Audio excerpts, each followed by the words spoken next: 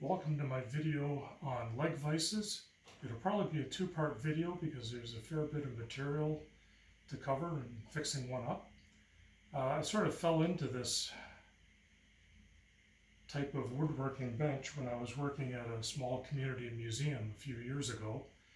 We were doing more metalworking. I needed to add a good vise and it had to look, well, 19th century at least. So I bought this vise here and had it fixed up.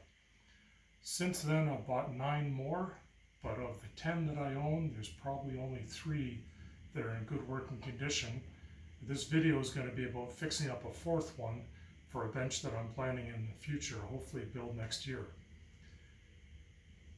Some of these vices are real museum pieces, and I wouldn't want to use them for any heavy work, particularly in a blacksmith shop. Other ones were never meant for heavy work in the first place, and part of what I'll be going over is some of the abuse and problems you get with these vices over the years when you look for them. Good. Well, I hope you enjoyed the video. Leave a like and comment if you'd like, but don't subscribe because I'm not going to do very many of these videos. It's going to be a long time before I do a second one, but I hope you appreciate the content for what it's worth. Thank you. I built this workbench about 35 years ago, and 6 years later I was working in a small community museum and needed to add a decent metalworking vise to it. I bought this blacksmith's vise and it was in need of a lot of repair. The main problem with it was the leg was broken off halfway and the piece was thrown out. It was kind of convenient because it's easiest to build the bench around the vise because you can't change the length of the leg. Well, in this case, the leg was half gone, so when I had a new leg made by a blacksmith friend of mine, we specified the exact length that it needed to be, and that worked out pretty well. Other things that needed to get fixed up, needed a new pivot point and some spacers along here. But otherwise, it's a pretty good vise. It weighs 44.5 pounds and 3.5-inch jaw width and probably jaw opening. So it's a pretty good vise. It's sturdy enough you can do some smithing at it. At one point somebody hit it and knocked off this tab, which was forge welded in place originally. That was probably in the 1920s or 1930s. Anyway, they repaired it by putting the whole thing on a post drill and drilling through about 3 inches of wrought iron and then cold riveting it together with an old nail, which is actually a pretty good repair. I asked to have it welded back in place when the vise is getting fixed up, and the blacksmith talked me out of it because he said, well, somebody went through a lot of trouble to fix that and they did a pretty good job, and it's part of the history of the vise now. So I thought it was a pretty good point in retrospect. Now, because this vise was added after the bench was built, it gets in the way of the tail vise. So if I want to use the tail vise with the dogs to hold a board on top of the bench, I've got to take the vise out of the way. Normally, how you detach a vise like this from a bench is you knock out the tapered drift and pull out this clamp, and then it falls right out. But that leaves the bracket on top of your bench, and it's still in the way of the tail vise. So what I did was make it removable with 3 machine screws that are set into the bench top. They're actually pretty easy to do. 1,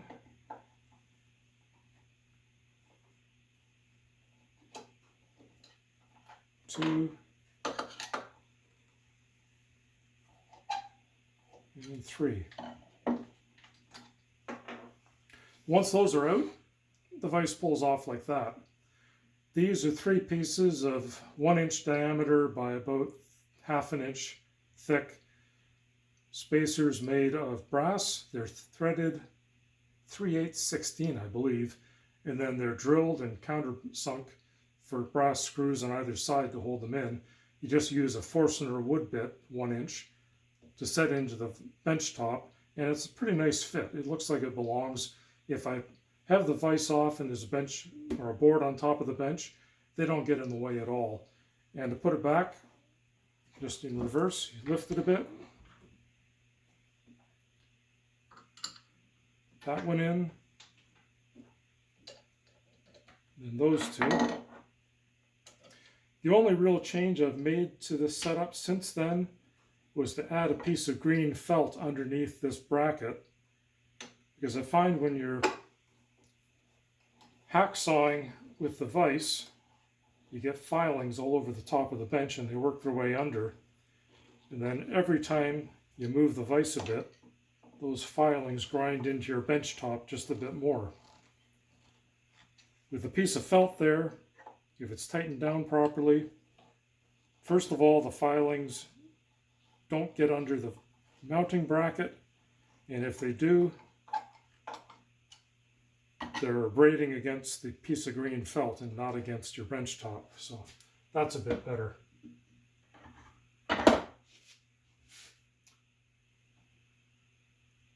Good. Oh, I'll point out a couple of things about the screw box and the vise itself. It's a later model with this type of mounting bracket, a U-shaped clamp that's wedged in place. One of the things that might tip you off that this is a later vise is that it's got some ornamental turning on it that somebody's done on a machinist lathe. You can barely see it, but there's two parallel lines around the circumference there. There is a bit of a fillet and a wetting band in here. Not the sort of thing you can do on a wood lathe, and you don't see it on any of the older vices. I think it's just something that was added for decoration. It's also fairly decorative in there. There's a bit of a scallop. So it's a nice vise, and it does do the job pretty well. These are two older vices that I'm trying to put on workbenches fairly soon. They're an older style of mounting bracket. This one is the more modern one from, I don't know, 1850 onwards. These ones have the old wedge and tenon fixture, also on the pivot here. And they're probably 175 to 200 years old. They certainly predate having a lot of wrenches around, because these are meant to get knocked out with a hammer and a pair of tongs. Now, this one weighs about 56.5 pounds, and it's complete. A 5-inch jaw, which means it probably opens to about 5 inches. This is a 3-inch jaw, probably opens about 3 inches wide.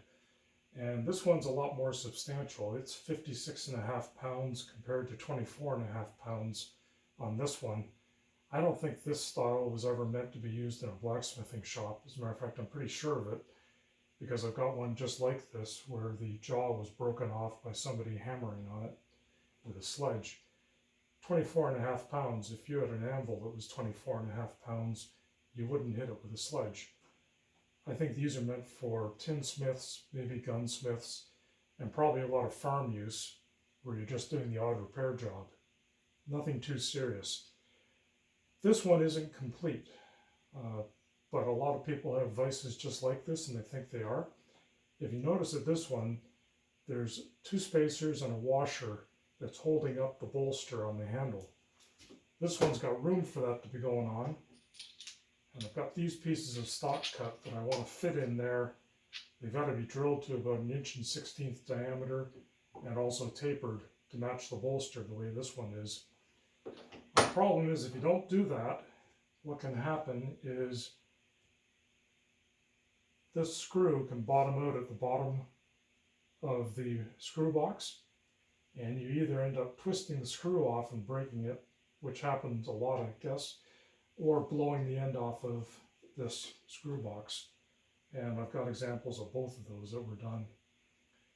A friend of mine who's very, very well known in the blacksmithing field says this is an 18th century design, which I believe, but I don't think these are 18th century. I think the design kept going until the 1840s or 1850s.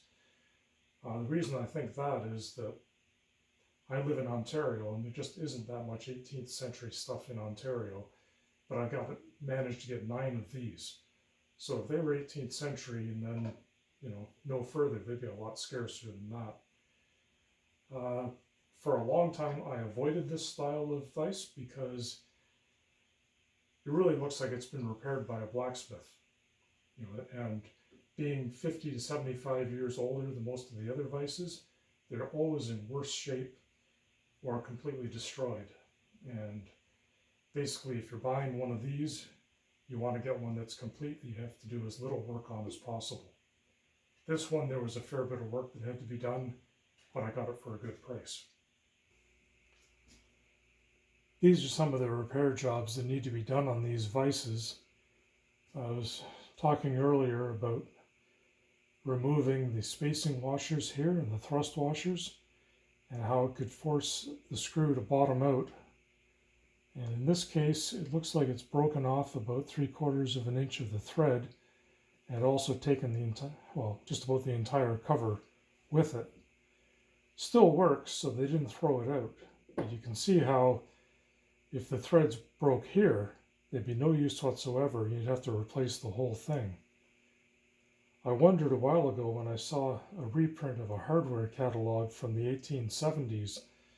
They were selling screw boxes like this. It didn't make any sense because what can you do with them other than put them in a blacksmith's vise? But I think it's just for that reason. So many of them were getting broken, people needed to buy them to replace the ones they'd already smashed. Usually, though, they didn't go that expensive of a route from what I can see. Show you what happens instead.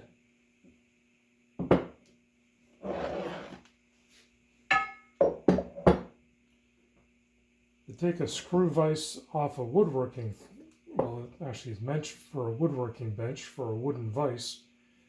You've got the nut, place for the handle. This is the bolster and it's slightly rounded over. And this piece, I don't know where it came from. It might have been a Model T Ford for all I know, but they were trying to use it later as a washer. Now, this assembly was holding all this together, and this nut was so well rusted onto that thread that you just couldn't budge it. It was almost like it was welded. So I put it over top of the exhaust of a foundry casting furnace for about 5 minutes. He heated it up, it burned off all the rust, and the guy I was working with, we could just spin it off while it was still hot. That worked out pretty well. What doesn't work out is that you notice this is the outside of the vise, and this rounded part was rubbing against it for quite a few years, and it's dished that face of the vise, and both of these halves of the vise, they're starting to get what looks like some delamination of the wrought iron. You can see along there the lines. They might have hammered that back together. It could have been that way from when it was made. But it looks as if you really do need those thrust washers in place to stop that from happening and to keep the vise from delaminating. That's my guesswork, just based on the messed up vices that I've seen. These ones you notice are a bit shiny. That's because they've been treated with boiled linseed oil, cut half and half or 60-40 with turpentine or paint thinner, so it goes on as a very thin layer. I try and do that with all the metal work that I have that could be left outside or left in a damp basement for a long time. It serves as a pretty good protectant. It also keeps you from getting your hands all mucked up when you handle something that's rusty and old and needs to be cleaned. In theory, you could do the same thing with this, but it's not worth it because as far as I can see, the only useful parts off of this are the nut and the threads. I think these are 4 threads per inch, which is pretty close to the 2 threads per inch that most of these large vices were. So at least there's a chance of scavenging this and making a new screw box out of parts. That's a huge job, and I'm not going to do it willingly, not until I'm running out of vices to fix. The other accident that happens with these, and the reason why I think they stopped making them in the 1840s, 1850s, is because they really don't hold any sort of structural integrity if you put torque on them. You can see the rectangular hole that goes right through that side of the vise to mount it to the bench. That's the piece that's mounted to the bench top, and you can see in this case it's not only cracked, it's been repaired once before, and this is bent over. And I think that's because 1840s, 1850s, they came out with more farming machinery, so there's more repairs, and you need to have to use a tap and die in your shop. Largest tap I've ever used was 1 inch by 14 threads per inch, and at that size, even with a very large tap wrench, you want to put a pipe on the side of it to crank it around. The older models had a box shape going right around the leg vise to keep it from collapsing that way. This is made out of wrought iron, and there's only 2 guys I would trust to fix it now because they're both experienced in working with wrought iron. Slightly different than working with mild steel, but different enough that you don't want to be learning on something like this. You can see here, rectangular hole cut for the wedge to go through to hold the whole thing against the bench. And then of course the bottom of the leg is supported by the foot of the bench. So I'm at the point where I think I can use these vices with and still remember not to put a tap or a die on anything on them.